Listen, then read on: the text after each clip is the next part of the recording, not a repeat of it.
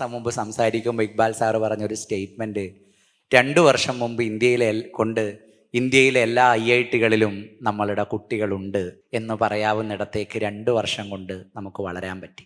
സൈലത്തിലെ ഏറ്റവും വലിയ അധ്യാപകരെ ഒന്നിച്ച് JEEക്ക് മാത്രമായി എക്സ്ക്ലൂസീവായി മാറ്റാനെടുത്ത തീരുമാനമാണ് കഴിഞ്ഞ വർഷം ഞങ്ങളെടുത്ത തീരുമാനങ്ങളിൽ ഏറ്റവും പ്രധാനപ്പെട്ട ഒന്ന്. നിലവിൽ കേരള 12ാം റാങ്കിലാണ് സൈലത്തിലെ കുട്ടികളുള്ളത് എന്ന് ആദ്യ ദിവസത്തെ റിസൾട്ട് നോക്കിക്കൊണ്ടിരിക്കെ NS ഓഫീസിൽ നിന്ന് പറയുമ്പോൾ ഞാൻ പറഞ്ഞിരുന്നു, അത് ഫേസ് 1ൻ്റെ 12ാം റാങ്കാണ്. ഫേസ് 2 എത്തുമ്പോൾ നമുക്ക് ആ 12ൽ നിന്ന് 1 ഡിജിറ്റ് കട്ട് ചെയ്ത് കളയണം എന്ന്. അത് 1ആണോ 2ആണോ എന്നൊക്കെ ഉള്ളത് നിങ്ങളാണ് തീരുമാനിക്കേണ്ടത്. അപ്പോൾ ഫേസ് 2 നമ്മളുടെ മുമ്പിലുണ്ട്, അഡ്വാൻസ്ഡ് നമ്മളുടെ മുമ്പിലുണ്ട്. മുമ്പിലുള്ള സമയത്തെ ഗംഭീരമായി വിനിയോഗിക്കാൻ, നിങ്ങളുടെ ഓരോരുത്തരുടെയും കുറവുകളെ ഐഡൻറ്റിഫൈ ചെയ്യാനൊക്കെ ഫേസ് 1 എക്സാമിനേഷൻ നമുക്ക് ഉപകാരപ്പെടട്ടെ. അതുകൊണ്ട് ഇതൊരു പൂർണ്ണതയല്ല, ഇതൊരു കൺക്ലൂഷനല്ല. NTA പോലും അതിനെ അങ്ങനെയല്ല കാണുന്നത്. ഇതൊരു ഒരു മോഡൽ എക്സാമിനേഷനാണ് എന്ന വിചാരത്തോടു കൂടെ വേണം നിങ്ങൾ ഈ പരീക്ഷയെ നോക്കാൻ. ഇനിയും വരുന്ന വർഷങ്ങളിൽ ഇതിനേക്കാളും മികച്ച റിസൾട്ട് ഉണ്ടാക്കാൻ കഴിയും എന്ന് നമുക്ക് ഉത്തമ ബോധ്യമുണ്ട്, നമുക്കതിൽ ആത്മവിശ്വാസമുണ്ട്. ഈ പ്രാവശ്യത്തെ JEE മെയിൻ ഫേസ് 1 പരീക്ഷയിൽ വളരെയധികം കുട്ടികൾക്ക് 99% സ്കോർ ചെയ്യാൻ സാധിച്ചു. അതിന് കഴിയാത്ത വിദ്യാർത്ഥികൾ ഉണ്ടാവാം. പക്ഷേ ഇനി നിങ്ങൾക്കൊരു അവസരം കൂടി ഉണ്ട് എന്ന് നിങ്ങൾ മറക്കരുത്. സാധാരണ ഫേസ് 2 ഫേസ് 1-നേക്കാളും കുറച്ച് ടഫാകാൻ സാധ്യതയുണ്ട്. ഫേസ് 2-ന് എങ്ങനെ തയ്യാറെടുക്കാം? വീണ്ടും ഞാൻ ഈ പറഞ്ഞതുപോലെ നിങ്ങൾ പ്രീവിയസ് ഇയർ ക്വസ്റ്റ്യൻസ് ചെയ്ത് പരിശീലിക്കുക.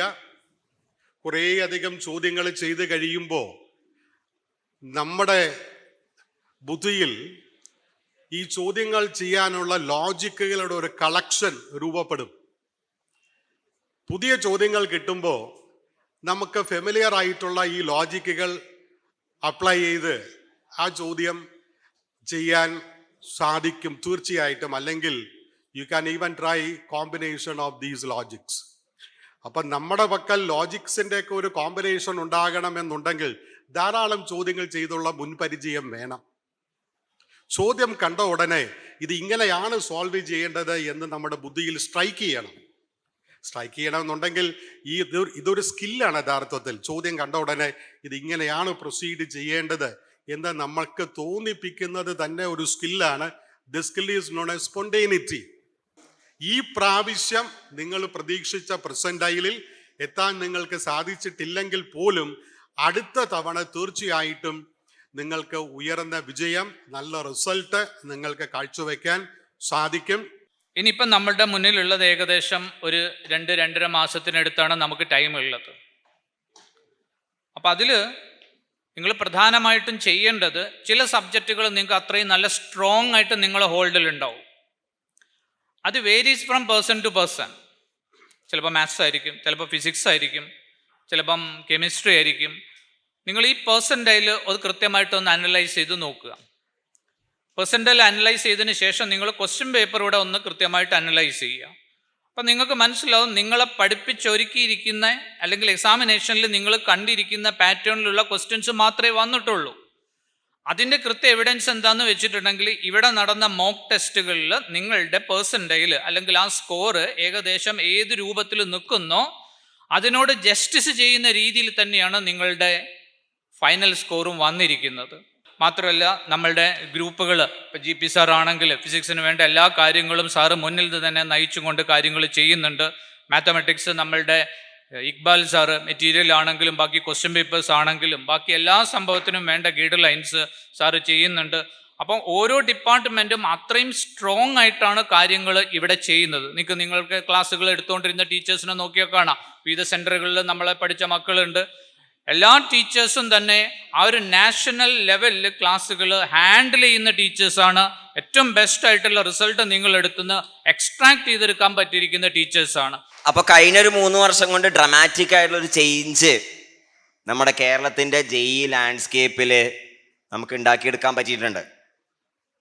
ഞാൻ നേരത്തെ ഫ്യൂച്ചർ ക്യാമ്പസിൽ വെച്ച് സംസാരിച്ചപ്പോൾ ഞാൻ പറഞ്ഞതാണ്, പുഷ്പേൻ്റെ കാര്യം പറഞ്ഞ പോലെ നമ്മൾ ആദ്യം കണ്ടത് സൈലത്തിൻ്റെ ദ റൈസ് വളർച്ചയായിരുന്നു. പിന്നെ നമ്മൾ കണ്ടത് ദ റൂൾ ആധിപത്യമാണ്. ഇനി വരാൻ പോകുന്ന വർഷങ്ങളിൽ നമ്മൾ കാണാൻ പോകുന്നത് ദ റാംപേജ്, അതായത് നമ്മൾ ഇനി കാണാൻ പോകുന്ന സൈലത്തിൻ്റെ ഉഗ്രരൂപം തന്നെയായിരിക്കും. ഇനിയുള്ള വർഷങ്ങളിൽ ഇതിനേക്കാൾ നല്ല റിസൾട്ടുകൾ, അത് കേരളത്തിൽ മാത്രമല്ല എങ്കിൽ തന്നെ ടോപ്പ് റിസൾട്ടുകളായിട്ട് നമ്മൾ എന്ത് ചെയ്യുന്നുണ്ടാവും, മുന്നോട്ട് പോകുന്നുണ്ടാവും. JEEലും നീറ്റിലും നമ്മുടെ എല്ലാ സംവിധാനങ്ങളും നിങ്ങളെ സപ്പോർട്ട് ചെയ്യാനായിട്ട് രാവും പകലുമായിട്ട് നമ്മുടെ ടീച്ചേഴ്സ് ആയാലും മെൻറ്റേഴ്സ് ആയാലും നമ്മുടെ സംവിധാനങ്ങളൊക്കെ വർക്ക് ചെയ്തുകൊണ്ടിരിക്കുകയാണ്. അപ്പോൾ അവസാനം വരെ പിടിച്ചു നിൽക്കുക, അതാണ് ഇതിലൊരു കാര്യം. നീറ്റ് ആസ്പിറൻസിൽ നിന്ന് വ്യത്യസ്തമായിട്ട് ഒരുപാട് ഓപ്പർച്യൂണിറ്റീസ് അല്ലെങ്കിൽ പല പല ദിവസങ്ങളിലായിട്ടൊക്കെ പരീക്ഷകൾ നടക്കുന്നതിൻ്റെ ഒരു അഡ്വാൻറ്റേജ് നമുക്ക് ഉണ്ട് എന്ന് മനസ്സിലാക്കാം. നീറ്റ് ആസ്പിറൻസ് ആ ഒരു സിംഗിൾ ഡേയിന് വേണ്ടിയിട്ടാണ് അവർ സ്ട്രഗിൾ ചെയ്യുന്നത്. പക്ഷെ നമുക്ക് എന്താണ്, ഇത് സ്പ്രെഡ് അക്രോസ് ദ എന്താ പറയുക കലണ്ടറാണ്. ജനുവരിയിൽ പരീക്ഷയുണ്ട്, ഏപ്രിൽ പരീക്ഷയുണ്ട്, പിന്നെ വേറെയും പരീക്ഷകളുണ്ട്, കീമും കുസാറ്റും അതേപോലെ തന്നെ ഒരുപാട് പരീക്ഷകൾ, JEE അഡ്വാൻസും ബിറ്റ്സാറ്റും VIT അങ്ങനെ ഒരുപാട് പരീക്ഷകളുണ്ട്.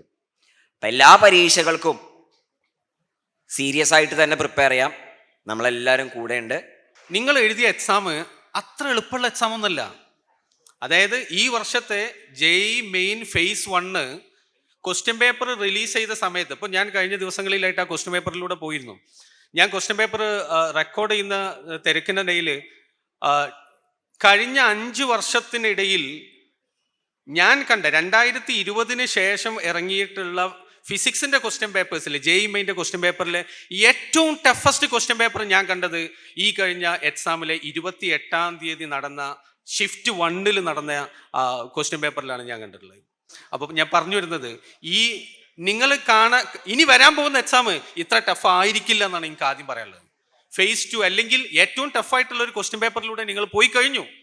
ഇനി ഫേസ് 2 നിങ്ങൾക്ക് വളരെ കോൺഫിഡൻ്റ് ആയിട്ട് ഡീൽ ചെയ്യുക. ഇതിനേക്കാളും ടഫായിട്ടുള്ള ഒരു ക്വസ്റ്റ്യൻ പേപ്പർ നിങ്ങൾ പ്രതീക്ഷിക്കേണ്ടതില്ല. നിങ്ങൾ വളരെ ആശ്വാസത്തോടു കൂടി വളരെ കോൺഫിഡൻ്റ് ആയിട്ട് നിങ്ങൾ ഫേസ് 2 നിങ്ങൾ മാർച്ച് ചെയ്തുള്ളൂ എന്നാണ് എനിക്ക് പറയാനുള്ളത്. ഇപ്പം നമ്മൾ ഫോക്കസ് ചെയ്യേണ്ടത് ഫേസ് 2 തന്നെയാണ്. ഫേസ് 2 നന്നായിട്ട് ഫോക്കസ് ചെയ്യുക. ഫേസ് 2 ഒരുപാട് സമയമില്ല.